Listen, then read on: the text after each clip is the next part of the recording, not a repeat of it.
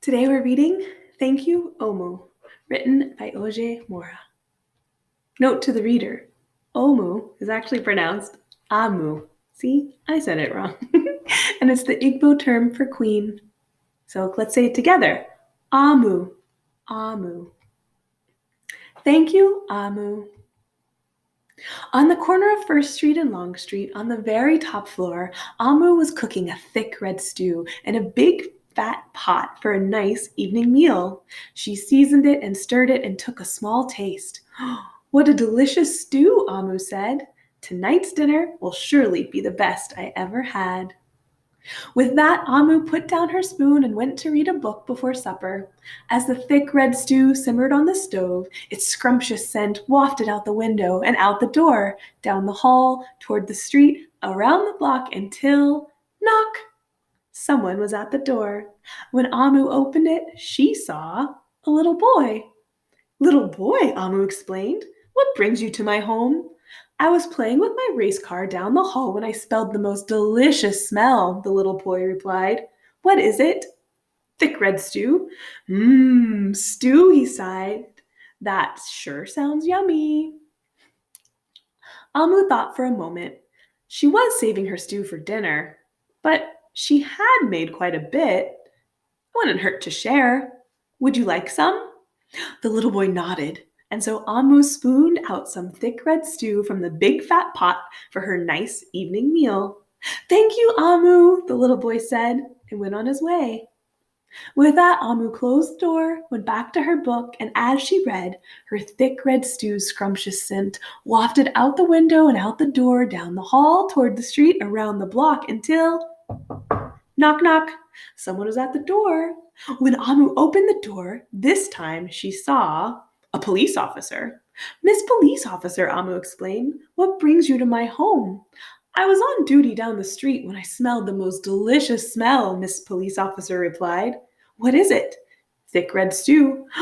Stew, she said, and her mouth watered. That sounds mighty tasty. Amu thought for a moment. There's still enough to share.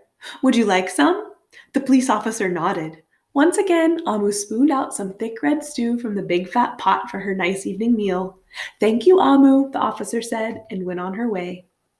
And so, for the second time, Amu closed the door, went back to her book, and sure enough, as she read, her thick red stew's scrumptious scent wafted out the window and out the door, down the hall, toward the street, around the block, until again, someone was at Amu's door. This time, she opened it. She saw a hot dog vendor.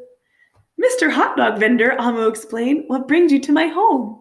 I was selling my hot dogs down the block when I smelled the most delicious smell. Mr. Hot Dog Vendor replied. What is it? Thick red stew. Stew! The vendor licked his lips. That sounds quite delectable. So Amu spooned out some thick red stew from the big fat pot for her nice evening meal. Thank you, Amu, the hot dog vendor said, and went on his way.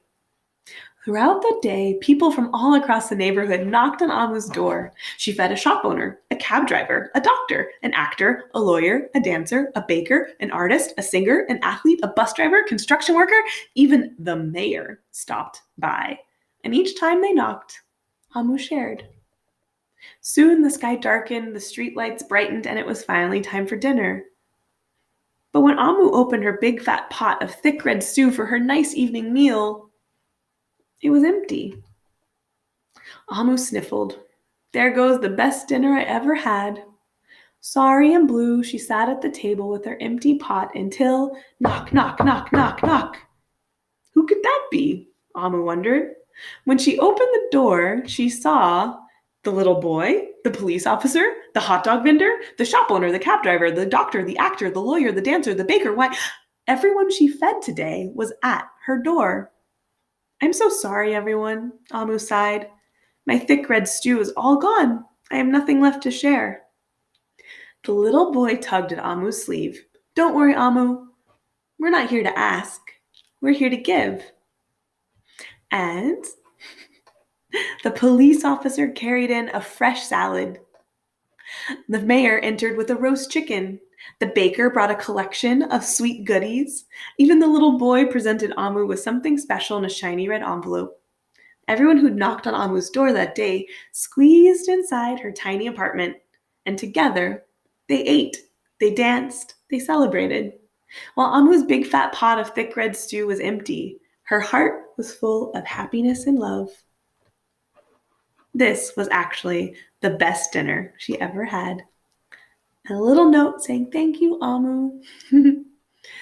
So in Igbo, the Nigerian language of my parents, Amu means queen. Yet for me growing up, it meant grandma. When my grandmother cooked, she danced and swayed her hips to the radio as she stirred what was often a large pot of stew. In the evening, my family would come together at the dinner table for her meal. If a neighbor was visiting, they were invited. If a friend stopped by, they were invited. Everyone in the community had a seat at my grandmother's table. While my grandmother has since passed away, her giving heart has stayed with me. I see it in my mother, my godmother, my teachers, my mentors, and other countless powerful women who shaped my life. This book is a celebration of their loving, giving spirit. Thank you. So that was written by the author about his grandma. And the collages for this book were created using acrylic paint, and China markers, pastels, pattern paper, old book clippings. And this book was edited by Andrea Spooner and art directed by Sasha Illingworth with Angela Taldone. The production was supervised by Erica Schwartz, and the production editor was Jen Graham. The text was set in Adobe Calendar Pro. Thank you. I hope you enjoyed this book, and we'll be back next time. Don't forget to share your thanks, give your thanks, and have an open heart.